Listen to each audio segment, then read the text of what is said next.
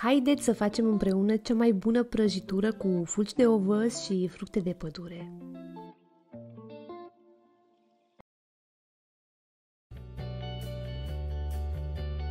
Vom începe cu umplutura. Avem nevoie de fructe de pădure, pot fi proaspete sau congelate.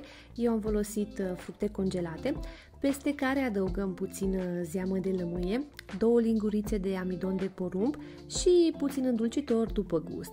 Eu am adăugat sirop de curmale și a ieșit foarte bun. Reducem totul la foc mic și lăsăm să fiarbă puțin până se îngroașă, 4-5 minute, nu mai mult. Apoi se ia de pe foc și se lasă deoparte la răcit.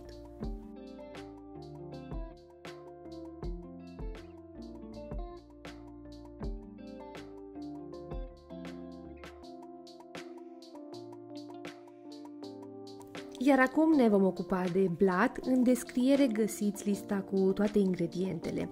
Într-un blender mic vom măcina o parte din fulgii de ovăz, obținând astfel făina de ovăz. Într-un bol destul de mare vom pune făina de ovăz, peste care adăugăm fulgii de ovăz, uleiul vegetal. Eu am folosit ulei de floarea soarelui, dar puteți folosi și ulei de cocos sau de rapiță, îndulcitor și amestecăm bine până când se formează un aluat care se lipește.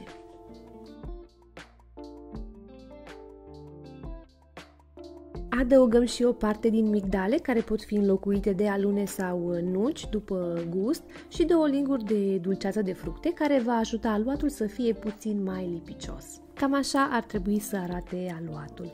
Acum vom lua o tavă tapetată cu hârtie de copt și adăugăm 3 sferturi din aluat, formând o bază. Cel mai important aspect aici este să apăsați foarte bine aluatul cu o lingură sau mai bine cu un pahar. Dacă nu faceți acest lucru, aluatul se va sfârma mult prea tare. Iar acum putem adăuga umplutura, care între timp s-a răcit.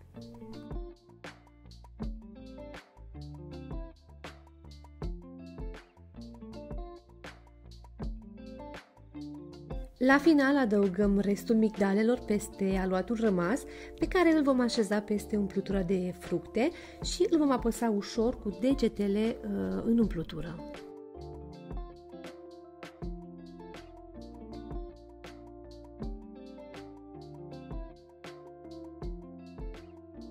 Cam așa trebuie să arate prăjitura cu ovăz, iar acum nu ne rămâne decât să dăm tava la cuptor. Cuptorul trebuie să fie preîncălzit la 180 de grade pentru circa 35-40 de minute sau până când vedeți voi că s-a rumenit bine. Scoateți prăjitura din cuptor și lăsați-o să se răcească complet înainte de a o tăia. Asta însemnând cel puțin o oră, sper să aveți răbdare. Nu uitați, aștept mereu părerea voastră în comentarii. Dacă aveți idei de rețete noi, vă rog să mi le scrieți. Vă îmbrățișez și vă doresc numai bine!